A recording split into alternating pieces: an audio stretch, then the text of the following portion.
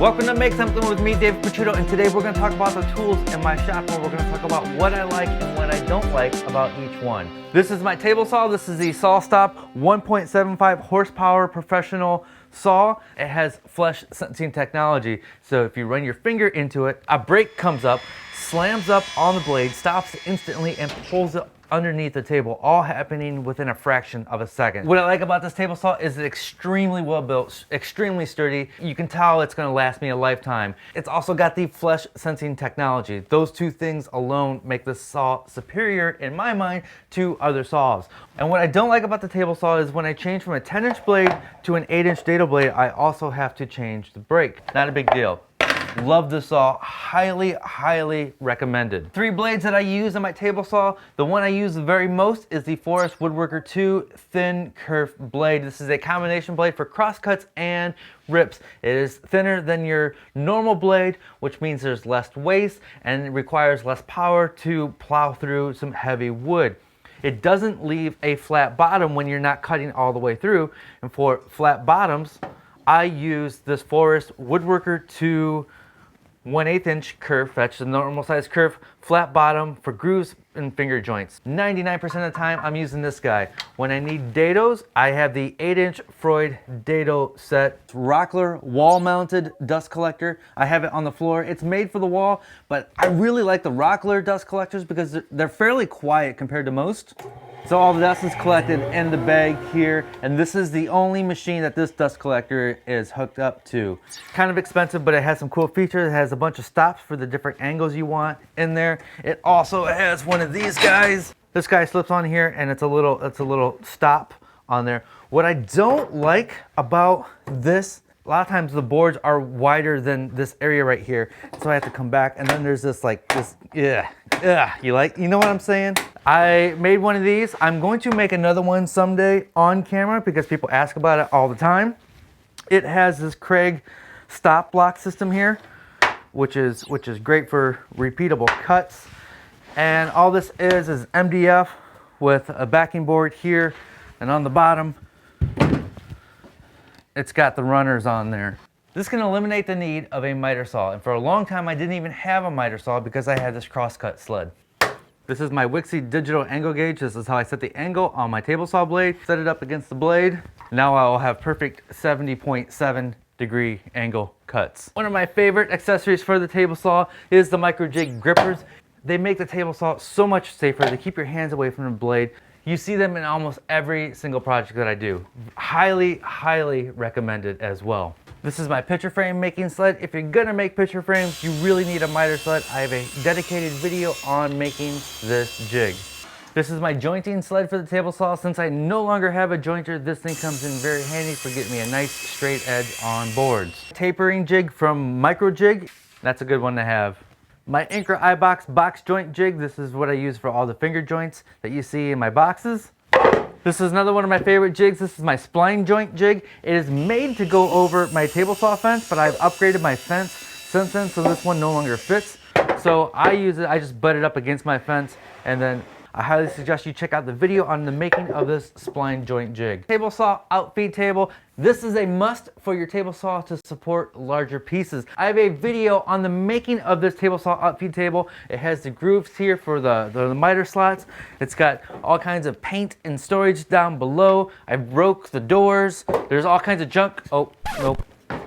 All kinds of stuff in the drawer there. Every table saw needs an Elvis. Here's my bench dog router table. What I like about it is it's awesome. The fence is adjustable, and it's got dust collection built into it. What I don't like about it is the table is kind of small, and I probably could have made my own for far less money. Inside we got the Porter cable router. All my bits are just kind of thrown about.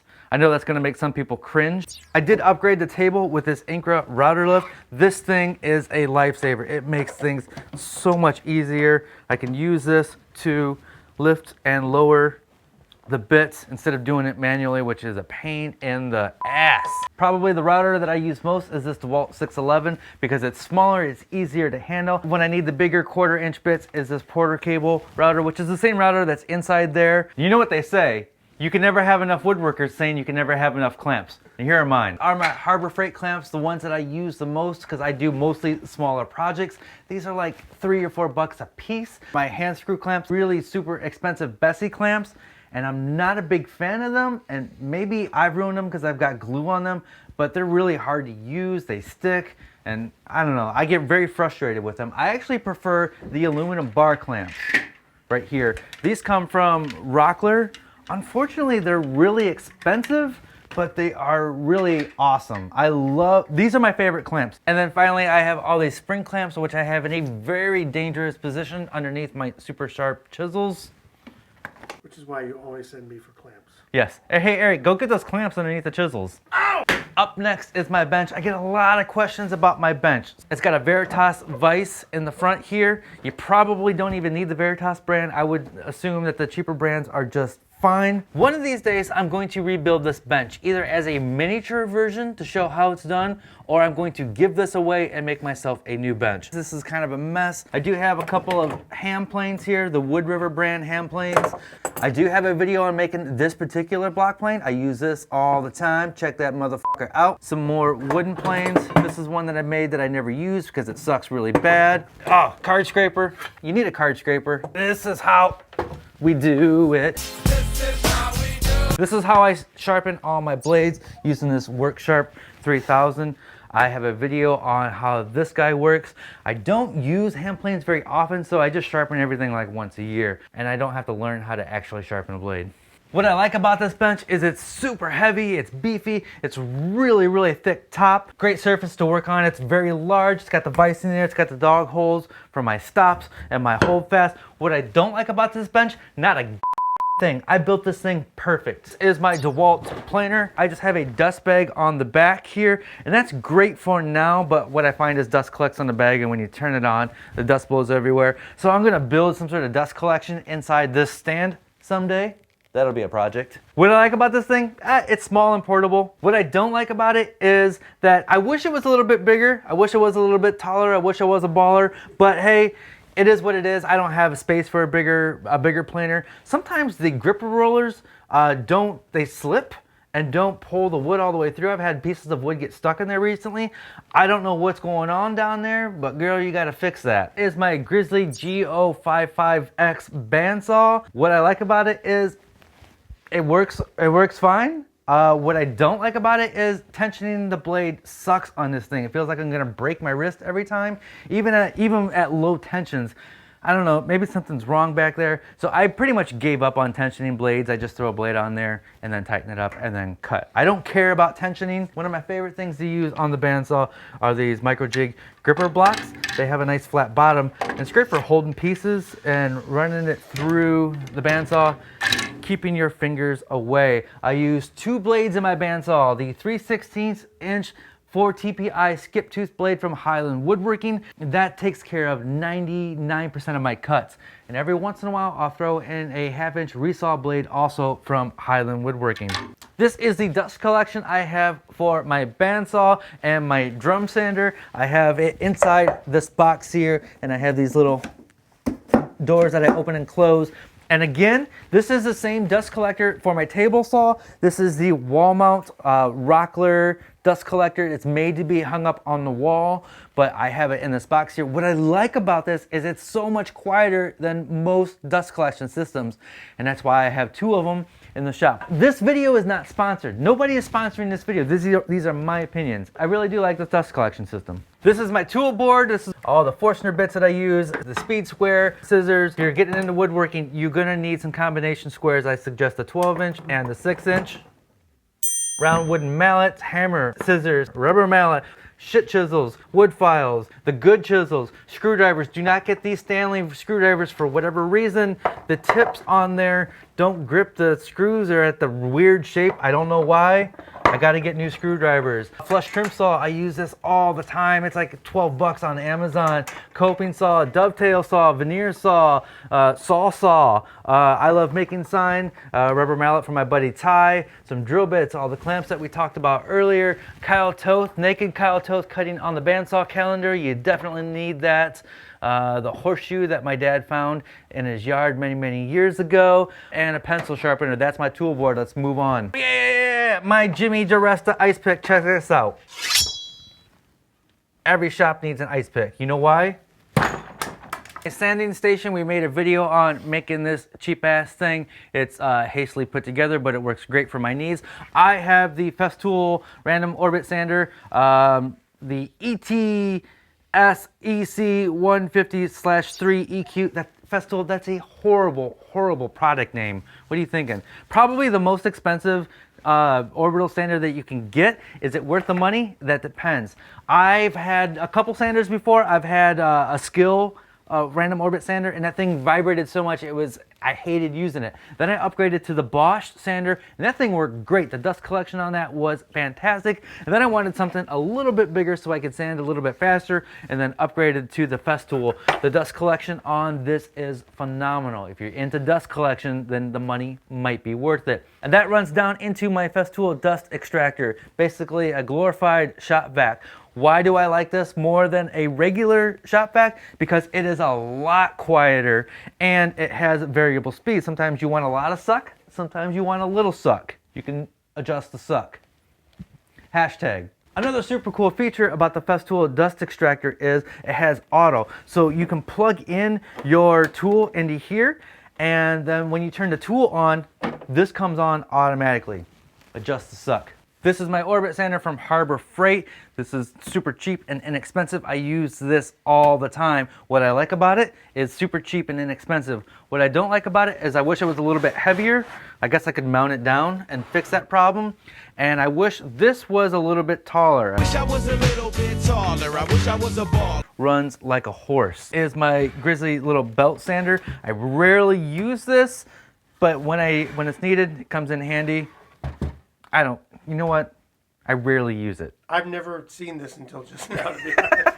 For a long time, I didn't even have a miter saw in the shop because I had the crosscut sled. And then I realized for certain projects, for speed purposes, I wanted two setups, one for ripping and one for crosscutting. So I went ahead and got me what was supposed to be the best of the best, the miter saws, and that's the Festool. It costs a lot more than other miter saws, but what I have learned is the dust collection on this guy is far superior than anything I've ever used in the past. And dust collection is very important to me, so that's what I love about this. You can also do dados with this miter saw. That's a pretty killer feature, which most don't do. You can set the height of the blade. What I like about it is it's extremely well built and the dust collection is phenomenal. What I don't like about it is it's expensive. It is what it is. I'm going to build out a whole extension wing and stop block system, and I have yet to do that. That would make this so much more useful, and I'm going to wait until we move into the new shop. This is one of the first tools I ever bought. It runs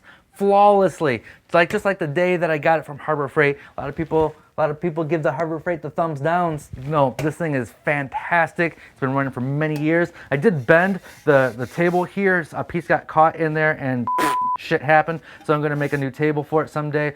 What I like about it, it's cheap and it works just as expected. What I don't like about it is I screwed up the table. This is my oldest drill. This is the Black & Decker. I use this more than anything. I even use it more than the super expensive Festool drill, which I got a lot of shit for painting the green red. But that's cool. I like pissing people off. Is it worth the price? I'm a fan of Festool, but I don't think that the drill is worth the price. I think you're better off going with something else. I use the Black & Decker the most. I prefer the Black & Decker over the Festool drill. This is just a hodgepodge of crap. This guy right here, this is my Bosch jigsaw. It's nice and heavy. It's got a good weight to it. A lot of people don't like jigsaws because it gives you a crappy cut. The key to getting a good cut with a jigsaw is all in the blade. Glue gun, belt sander, Dremel, and iron. There's a Festool domino in here. Quick and dirty joinery. This Festool domino is fantastic. Down below, we got the air compressor. We just use that to blow dust from one area to another area. Jet 1020 plus drum sander. It's got an in-feed bed and then a drum sander. It saves me so much time, especially doing these projects where I'm trying to turn them out as fast as I can to get the video out. This thing is a lifesaver. It is not necessary for projects, but it does make things a lot easier. What I like about this is it saves me tons of time. What I don't like about it is the drum will lose its levelness and I'll have to recalibrate it every once in a while. This is the absolute worst place to put the dust port because it hangs down and gets in the way of the piece. And usually I have a string or something holding this up there. This is my jet drill press. I used to have one of those little tabletop skill drill presses. It worked fine, but then I needed something with more travel, and this guy definitely has more travel. What I like about this drill press is the table is nice and big and flat and very adjustable. It can go all the way down to the bottom and all the way back up. What I don't like about this drill press, when it comes to tightening, this key slips all the time in the teeth. And so eventually I want to replace this chuck with a keyless chuck. There's got to be a better way to do this stop system, because when I want to move these stops down, I got to do this. I got to take out a half hour of my day to move these things 2 inches. While we're on the jet train, this is my jet lathe. This guy is the VR, what is this guy? Eric, do you know what this is? VR, It's the VR something or other. There'd be a link down in the shits. So this lathe works great. This is the only lathe I've ever owned, so I have nothing to compare it to, but it's got variable speeds.